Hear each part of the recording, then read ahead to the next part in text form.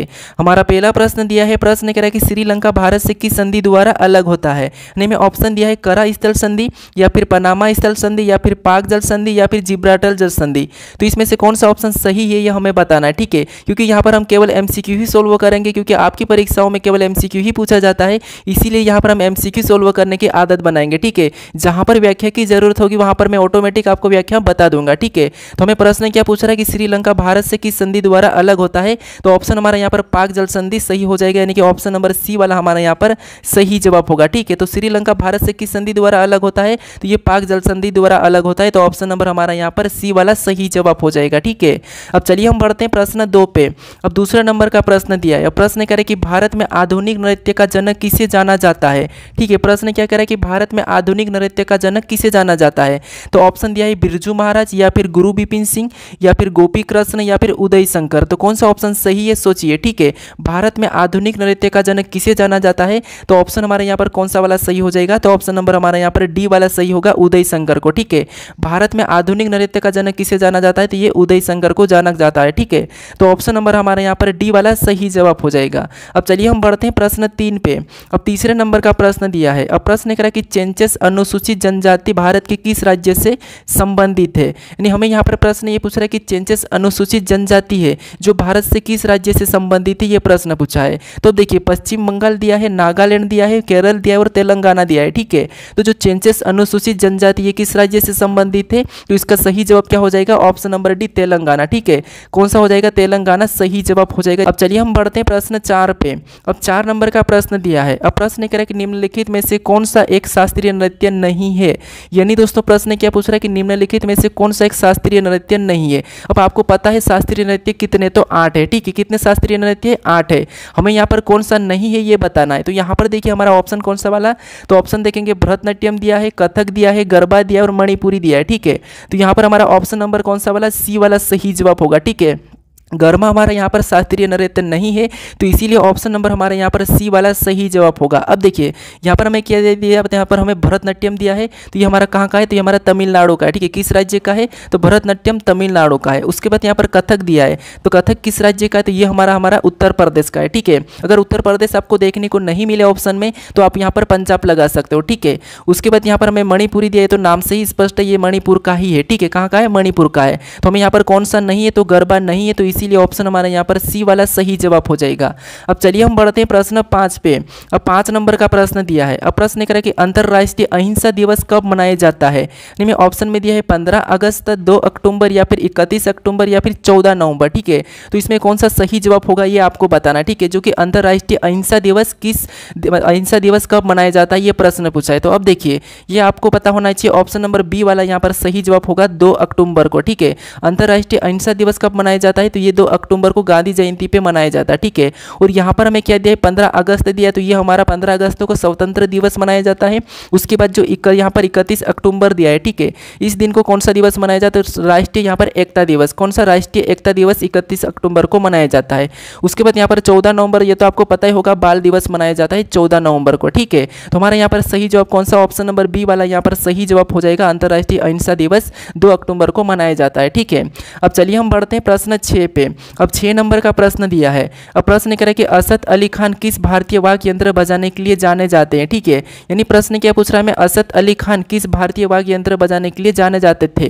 तो यहाँ पर हमें ऑप्शन दिया है रुद्र वीणा, या फिर सितार, या फिर वायलिन, या फिर तबला। तो इसमें से कौन सा सही जवाब होगा ये हमें चुनना है, ठीक है। तो देखिए असद अली खान ये किसको बजाने के लिए जाने जाते थे, तो ये हमारा ऑप्शन नंबर कौन सा वाला, ए वाला यहाँ पर सही जवाब होगा, रुद्र वीणा को, ठीक है। असद अली खान किस भारतीय वाद्य यंत्र को बजाने के लिए जाने जाते थे, तो हमारा रुद्र वीणा सही जवाब होगा, ऑप्शन नंबर ए। अब चलिए हम बढ़ते हैं प्रश्न 7 पे। अब 7वें नंबर का प्रश्न दिया है, अब प्रश्न कह रहा है कि राजीव गांधी खेल रत्न सम्मान के पहले प्राप्तकर्ता कौन थे। यानी दोस्तों राजीव गांधी खेल सम्मान जो मिलता है, यानी कि रत्न सम्मान मिलता है, उसके सबसे पहले प्राप्तकर्ता कौन थे, यानी कि सबसे पहले किसको मिला था, ये प्रश्न पूछ रहा है, ठीक है। तो ऑप्शन में हमें दिया है यहाँ पर विजय अमृतलाल दिया है, पीटी उषा दिया है, सचिन तेंदुलकर दिया है, उसके बाद विश्वनाथन दिया है, ठीक है, विश्वनाथन आनंद। तो इसका सही जवाब क्या होगा, ये हमें चुनना है। तो देखिए राजीव गांधी खेल रत्न सम्मान के पहले प्राप्तकर्ता ये कौन थे, तो यहाँ पर ऑप्शन हमारा यहाँ पर कौन सा वाला, डी वाला सही जवाब होगा, विश्वनाथ आनंद। ठीक है, तो ऑप्शन नंबर हमारा यहाँ पर डी वाला सही जवाब होगा। ठीक है, तो ये सारे प्रश्न आपके इंपॉर्टेंट प्रश्न है, तो इसको याद करते हुए चलिए। ठीक है, अब चलिए हम बढ़ते हैं प्रश्न 8 पे। अब 8वें नंबर का प्रश्न दिया है। अब प्रश्न कह रहा है कि नाग पंचमी हिंदू कैलेंडर के किस महीने में मनाई जाती है। ठीक है, प्रश्न क्या कह रहा है कि नाग पंचमी हिंदू कैलेंडर के किस महीने में मनाई जाती है। ऑप्शन दिया है श्रावण दिया है, शरद दिया है, कार्तिक दिया है, आषाढ़ दिया है। तो इसका सही जवाब क्या है, ये आप सोचिए। ठीक है, बताइए। देखिए इसका पीडीएफ भी आपको मैं टेलीग्राम पर दे दूंगा, क्योंकि सारे प्रश्न वेरी वेरी मोस्ट इंपॉर्टेंट है। ठीक है, तो देखिए नाग पंचमी हिंदू कैलेंडर के किस महीने में मनाई जाती है, तो यहाँ पर ऑप्शन हमारा ए वाला सही होगा, श्रावण महीने में। ठीक है, कौन से श्रावण महीने में, तो ऑप्शन नंबर हमारा यहाँ पर ए वाला सही जवाब हो जाएगा। अब चलिए हम बढ़ते हैं प्रश्न 9 पे। अब 9वें नंबर का प्रश्न दिया है। अब प्रश्न कह रहा है कि भीमबेटका गुफाएं निम्नलिखित में से किस राज्य में स्थित है। हमें प्रश्न क्या पूछ रहा है कि भीमबेटका गुफाएं निम्नलिखित में से किस राज्य में स्थित है, ये प्रश्न पूछा है। तो हमें ऑप्शन में दिया है हरियाणा दिया है, गुजरात दिया है, मध्य प्रदेश दिया है, फिर राजस्थान दिया है। ठीक है, तो भीमबेटका गुफाएं कहाँ पर है, ये हमें बताना है। तो अब देखिए ये तो सरल सा प्रश्न आपको पता होगा, जो भीमबेटका गुफा है किस राज्य में, तो ये हमारा ऑप्शन नंबर सी वाला सही जवाब होगा, मध्य प्रदेश में। ठीक है, कहाँ पर स्थित है, तो ये मध्य प्रदेश में स्थित है। तो हमारा ऑप्शन नंबर यहाँ पर सी वाला सही जवाब हो जाएगा। अब चलिए हम बढ़ते हैं प्रश्न 10 पे। अब 10वें नंबर का प्रश्न दिया है। अब प्रश्न कह रहा है कि निम्नलिखित में से कौन सा भारत और विश्व का एकमात्र तैरता हुआ राष्ट्रीय उद्यान है, ये प्रश्न पूछा है। ठीक है, यानी कौन सा भारत और विश्व का एकमात्र तैरता हुआ राष्ट्रीय उद्यान कौन सा है। ठीक है, तो देखिए इसका सही जवाब क्या होगा, ये तो आपको पता है या फिर आप कंफ्यूज भी हो गए। ठीक है, जैसे यहाँ पर देखिए हमारा ऑप्शन नंबर कौन सा वाला, बी वाला यहाँ पर सही जवाब हो जाएगा, केबुल। ठीक है, लामजाओ राष्ट्रीय उद्यान ये कि क्या है, एक तैरता हुआ एकमात्र है। ठीक है, अब आपको यहाँ पर प्रश्न ये भी पूछ सकता है कि ये कौन सी झील में है, तो ये हमारा यहाँ पर कहाँ पर है, तो मणिपुर के लोकटक। ठीक है, मणिपुर के लोकटक झील में स्थित है। कहाँ पर है, तो मणिपुर के लोकटक झील में ये स्थित है, तैरता हुआ एकमात्र राष्ट्रीय उद्यान। कौन सा, भारत और विश्व का। तो यहाँ पर हमारा ऑप्शन नंबर कौन सा वाला, बी वाला यहाँ पर सही जवाब होगा। तो कौन से राज्य में, तो मणिपुर, और मणिपुर के अंदर लोकटक झील में है। ठीक है, तो ऑप्शन हमारा यहाँ पर बी वाला सही जवाब होगा। अब चलिए हम बढ़ते हैं प्रश्न 11 पे।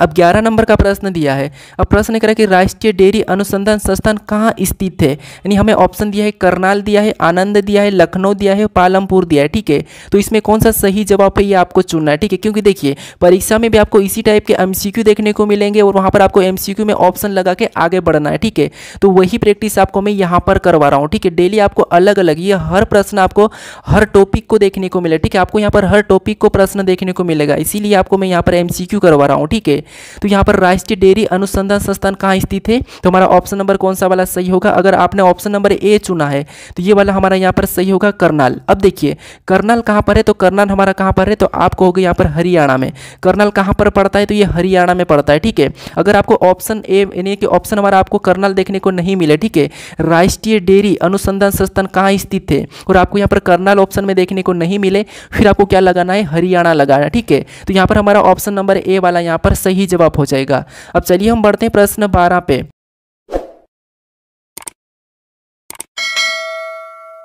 अब 12 नंबर का प्रश्न दिया है। अब प्रश्न कह रहा है कि भारत में स्थापित पहला क्षेत्रीय ग्रामीण बैंक कौन सा था, यानी दोस्तों यहाँ पर क्षेत्रीय ग्रामीण बैंक सबसे पहला कौन सा था, ये प्रश्न पूछा है। तो ऑप्शन में दिया है ग्रामीण बैंक, आरोहण बैंक, या फिर प्रथमा ग्रामीण बैंक, या फिर विकास बैंक। तो ये सबसे पहला कौन सा था, ये आपको चुनना है। ठीक है, तो देखिए इसका सही जवाब क्या हो जाएगा, तो इसका सही जवाब होगा ऑप्शन नंबर सी। तो भारत में स्थापित पहला क्षेत्रीय ग्रामीण बैंक कौन सा था, तो ये हमारा प्रथमा ग्रामीण बैंक था। ठीक है, कौन सा था, प्रथमा ग्रामीण बैंक। अब ये कहाँ पर था, तो आप कहोगे यहाँ पर आपको पता होना चाहिए, अगर आप यूपी से है तो आपको यूपी से हो तो आपको पता होगा कि प्रथमा ग्रामीण बैंक ये यूपी के मुरादाबाद का है। ठीक है, कहाँ का, यूपी के मुरादाबाद का है। तो यहाँ पर ऑप्शन नंबर हमारा कौन सा वाला, सी वाला सही जवाब होगा। स्थान पूछे तो मुरादाबाद, कौन सा वाला स्थान, मुरादाबाद। ठीक है, कहाँ पे, उत्तर प्रदेश में।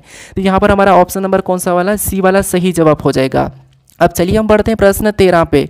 अब 13 नंबर का प्रश्न दिया है। अब प्रश्न कह रहा है कि आर्टिफिशियल इंटेलिजेंस की शाखा क्या है, मोस्ट इंपॉर्टेंट प्रश्न है। ठीक है, एमपी के पीएससी में पूछा गया। ठीक है, एमपी स्टेट पीएससी में पूछा था, तो ये मोस्ट इंपॉर्टेंट प्रश्न है, ये प्रश्न आपको पूछ सकता है। ठीक है, तो प्रश्न क्या है, आर्टिफिशियल इंटेलिजेंस की शाखा क्या है, यानी कि एआई की शाखा क्या है, ये प्रश्न पूछा है। आपको यहाँ पर पता है एआई अभी अभी आया है, लेकिन इसके भी प्रश्न अभी यहाँ पर परीक्षाओं में पूछे जा रहे हैं। ठीक है, तो यहाँ पर मैं एक प्रश्न लिया हूँ कि एआई की शाखा क्या है। तो ऑप्शन दिया है नेटवर्क डिजाइन, या फिर साइबर फोरेंसिक्स या फिर फुल स्टैक डेवलपर या फिर मशीन लर्निंग। ठीक है, तो यहाँ पर कौन सा ऑप्शन सही है आप चुनिए। ठीक है, तो इसका सही जवाब क्या हो जाएगा, option number D machine learning. ठीक है, कौन सा हो जाएगा, ऑप्शन नंबर डी। अब आप कहोगे यहाँ पर आप तो ऑब्जेक्टिव यानी कि ऑप्शन लगा के आगे बढ़ रहे हो। ठीक है, तो आपको अगर खुद से सोचना है तो 1 मिनट के लिए थोड़ी देर के लिए वीडियो को रोक लीजिए और सही ऑप्शन सोचिए। ठीक है, बाकी आपको यहाँ पर ये प्रैक्टिस करना है कि आप 10 या 15 मिनट में 20 प्रश्नों को कैसे अटेम्प्ट करो, इसीलिए मैं यहाँ पर आपको फास्ट करवा रहा हूँ। ठीक है, क्योंकि आपको वहाँ पर परीक्षा में कम से कम 10 या 15 मिनट में सभी प्रश्नों को सोल्व करना है। ठीक है,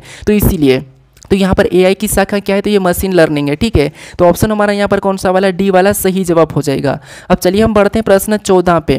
अब 14 नंबर का प्रश्न दिया है। प्रश्न कह रहा है कितने देश भारत के साथ भूमि साझा करते हैं। ठीक है, प्रश्न क्या कह रहा है कि कितने देश भारत के साथ भूमि साझा करते हैं। अब यहाँ पर भूमि साझा करने का मतलब क्या है, तो आपको देखिए जो कितने देशों की भारत के साथ सीमा लगती है, कितने देश की भारत के साथ सीमा लगती है, ये प्रश्न पूछा है। ठीक है, तो ये तो आपको पता ही होगा। ठीक है, कौन सा होगा, ऑप्शन नंबर हमारा यहाँ पर बी वाला सही होगा, 7 देशों के। ठीक है, अगर आपको इन 7 देशों के नाम पता है तो आप मुझे कमेंट करके बताइए कि कौन कौन से 7 देश से जो कि भारत से इनकी भूमि साझा करते हैं। ठीक है, तो आप मुझे बताइए कि 7 देश कौन कौन से, ये मुझे कमेंट करके बताइए। ठीक है, अब चलिए हम बढ़ते हैं प्रश्न 15 पे। अब 15 नंबर का प्रश्न दिया है। अब प्रश्न कह रहा है कि गीतांजलि पुस्तक किसके द्वारा लिखी गई है। ठीक है, यहाँ पर हमें प्रश्न क्या पूछ रहा है कि गीतांजलि पुस्तक किसके द्वारा लिखी गई है। ऑप्शन दिया है गंगादास या फिर हरिवंश राय बच्चन या फिर रविंद्रनाथ टैगोर या फिर यहाँ पर देवकी नंदन खत्री। तो हमारा कौन सा ऑप्शन यहाँ पर सही होगा, जो कि गीतांजलि पुस्तक किसके द्वारा लिखी गई है। ठीक है, क्योंकि आपको पता है एसएससी और रेलवे में एक पुस्तक के लेखक भी पूछते हैं। ठीक है, यानी ये पुस्तक किसके द्वारा लिखी गई ये प्रश्न पूछा ही जाता है, इसलिए मैं हर टॉपिक का प्रश्न इस प्रैक्टिस सेट में से यहाँ पर क्या हुआ। ठीक है, तो इसीलिए आपको यहाँ पर 20 प्रश्न दे रहा हूँ, लगभग आपको 18 से 19 यहाँ पर टॉपिक के प्रश्न है, सभी अलग अलग। ठीक है, तो यहाँ पर जो गीतांजलि पुस्तक किसके द्वारा लिखी गई, तो ये हमारा ऑप्शन नंबर कौन सा वाला, सी वाला सही जवाब होगा। ये हमारा कौन सा वाला, सी वाला, रविंद्रनाथ टैगोर। ठीक है, रविंद्रनाथ टैगोर। तो ऑप्शन नंबर हमारा यहाँ पर सी वाला, गीतांजलि पुस्तक पूछे तो रविंद्रनाथ टैगोर। ठीक है, अब चलिए हम बढ़ते हैं प्रश्न 15 पे। अब 15 नंबर का प्रश्न दिया है। अब प्रश्न कह रहा है क्रिकेट में स्टंप की ऊंचाई कितनी हो, यानी कितनी होती है। प्रश्न क्या पूछ रहा है, क्रिकेट में स्टंप की ऊंचाई कितनी होती है। ठीक है, ये सीजीएल में पूछा गया था प्रश्न। अब यहाँ पर अगर आपको पता भी होगा फिर भी आप कन्फ्यूज हो रहे हैं। ठीक है, यहाँ पर देखिए ऑप्शन हमारे यहाँ पर बी नहीं होगा और ऑप्शन हमारा डी नहीं होगा। आपको थोड़ा सा ऑप्शन भी एलिमिनेट करना सीखना है, इसीलिए मैं यहाँ पर एमसीक्यू लेके आएगा और यहाँ पर आपको मैं व्याख्या ज़्यादा नहीं बता रहा हूँ। अब देखिए आपकी आदत क्या होना चाहिए, आपको सीधे एमसीक्यू मिले और एमसीक्यू में आपको ऑप्शन सही लगाने की आदत बना रहा हूँ। ठीक है, क्योंकि व्याख्या वाले कहीं सारे आपको प्रश्न मिलेंगे, कहीं सारे यूट्यूब आपको बताएंगे, हर यहाँ पर आपको हर विकल्प का निचोड़ देंगे। लेकिन दोस्तों उस निचोड़ से आप क्या करते हो, एग्जाम में भी वही निचोड़ निकालने लगते हो। एग्जाम में क्या करते हैं, जैसे आपको एक प्रश्न मिला एमसीक्यू का, ठीक है, 4 ऑप्शन रहेंगे, आप चारों ऑप्शन को पहले तो समझोगे ये ऑप्शन ऐसा, ये ऑप्शन ऐसा, ऐसे में आपका समय बर्बाद होता है। इसीलिए आप फटाफट से एमसीक्यू सोल्व करने का तरीका सीखिए। ठीक है, जैसे हमें प्रश्न क्या पूछ रहा है कि क्रिकेट में स्टंप की ऊंचाई कितनी है, तो यहाँ पर ऑप्शन हमारा कौन सा वाला, ए वाला सही जवाब होगा 28 इंच। ठीक है, कौन सा होगा, 28 इंच। अब यहाँ पर मैंने ये वाला क्यों छोड़ा, तो यहाँ पर देखिए जो 38 इंच दिया है ये क्या है, तो ये बैट की लंबाई है। ठीक है, क्या है ये बैट की लंबाई, याद रखना बैट की क्या है लंबाई 38 इंच ही है। अगर आपको चौड़ाई पूछे, ठीक है, ये तो क्या है, तो ये हमारी लंबाई, ये क्या है लंबाई है। अगर आपको यहाँ पर चौड़ाई पूछे, ठीक है, क्या पूछे, अगर आपको चौड़ाई पूछे बैट की चौड़ाई, याद रखना बैट की चौड़ाई, तो इसकी चौड़ाई कितनी है, तो यहाँ पर 4.25 इंच, कितनी 4.25 इंच इसकी क्या है चौड़ाई है। ठीक है, तो यहाँ पर ये 3 प्रश्न है। पहला तो स्टंप की ऊंचाई तो 28 इंच, उसके बाद बैट की लंबाई तो 38 इंच और बैट की चौड़ाई तो 4.25 इंच। ठीक है, तो यहाँ पर हमारा ऑप्शन नंबर कौन सा वाला, ए वाला सही जवाब हो जाएगा। अब चलिए हम बढ़ते हैं प्रश्न 17 पे। अब 17 नंबर का प्रश्न दिया है। अब प्रश्न करें कि नीति आयोग का गठन कब हुआ था, यानी आपको पता है नीति आयोग का गठन कब हुआ था, ये प्रश्न पूछा है। ठीक है, यानी इससे पहले योजना आयोग थी, उसे हटाकर किसने, नरेंद्र मोदी ने नीति आयोग का गठन किया है। ठीक है, अब ये कब किया है ये प्रश्न पूछा है। ठीक है, तो यहाँ पर हमारा ऑप्शन नंबर कौन सा वाला, डी वाला सही हो जाएगा। यहाँ पर 2015 में नीति आयोग का गठन किया गया था। कब, 2015 में। तो ऑप्शन नंबर हमारा यहाँ पर कौन सा वाला हो जाएगा, तो ऑप्शन नंबर हमारा यहाँ पर डी वाला सही जवाब होगा। ठीक है, अगर आपको सन पूछे, अगर आपको सन याद है तो मुझे कमेंट करके बताइए, बाकी मुझे तो पता है कि इसका सन भी याद है। ठीक है, लेकिन आपको अगर पता है नीति आयोग का गठन किस सन तो आपको पता है यानी कि तारीख। ठीक है, तारीख मुझे कमेंट करके बताइए किस तारीख को और कौन सा महीना। ठीक है, तो ऑप्शन हमारे यहाँ पर कौन सा वाला, डी वाला सही जवाब हो जाएगा। अब चलिए हम बढ़ते हैं प्रश्न 18 पे। अब 18 नंबर का प्रश्न दिया है। अब प्रश्न कह रहा है कि भारत के राष्ट्रीय चिन्हों को किस दिन अपनाया गया था, यानी दोस्तों भारत के राष्ट्रीय चिन्हों को किस दिन अपनाया गया था, ये प्रश्न पूछा है। ठीक है, तो ऑप्शन दिया है 15 अगस्त 1947, 15 अगस्त 1952, या फिर 26 जनवरी 1959, या फिर 26 जनवरी 1950। ठीक है, तो राष्ट्रीय चिन्ह कौन सा है? तो आपको पता है अशोक स्तंभ। ठीक है, कौन सा है? अशोक स्तंभ। कौन सा है? अशोक स्तंभ। ठीक है, उसको कब अपनाया गया है ये प्रश्न पूछा है। तो इसका सही जवाब क्या हो जाएगा? तो इसका सही जवाब होगा ऑप्शन नंबर हमारा कौन सा वाला यहाँ पर? डी वाला। ठीक है, 26 जनवरी 1950 को अपनाया था। क्या अपनाया था? तो यहाँ पर हमारा राष्ट्रीय चिन्ह कब अपनाया था? 26 जनवरी 1950। अब देखिए 26 जनवरी 1950 को और क्या हुआ था ये मुझे कमेंट करके बताएं। ठीक है, तो यहाँ पर हमारा कौन सा वाला सही जवाब होगा? Option number D. अब चलिए हम बढ़ते हैं प्रश्न 19 पे। अब 19 नंबर का प्रश्न दिया है। प्रश्न कह रहा है कि मानव द्वारा सर्वप्रथम प्रयुक्त अनाज कौन सा था?